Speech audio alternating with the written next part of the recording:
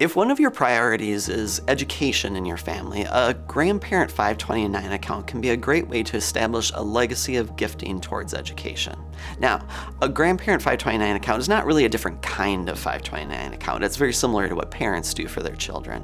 It has all of the same rules as far as how you set it up and how much money you can put in, how you invest that, and how you distribute that money for qualified education expenses. So in that way, it's very similar to a regular 529 account. It's just that your grandchild is listed as the beneficiary. This does lead to an important consideration around what we call the grandparent loophole, and this has to do with financial aid eligibility and the FAFSA calculation.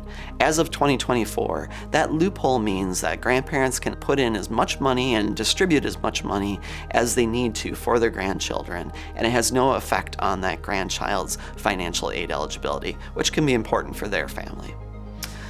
Grandparents can also use these to establish what we call a legacy of giving, and what we mean by that is that a 529 account usually has some pretty easy rules around transferring from beneficiary to beneficiary. So if you have one or even many grandchildren, or even great-grandchildren that you want to help pay for educational expenses over time with, it's relatively easy to use that for multiple generations of children needing education. A 529 account, though, does have some rules around gift taxes and transfer taxes, and so it's important for you to work with a financial planner like Arnold & Mote or your tax advisor to make sure you're following general 529 rules. A Grandparent 529 account is a great way to establish that legacy of educational giving.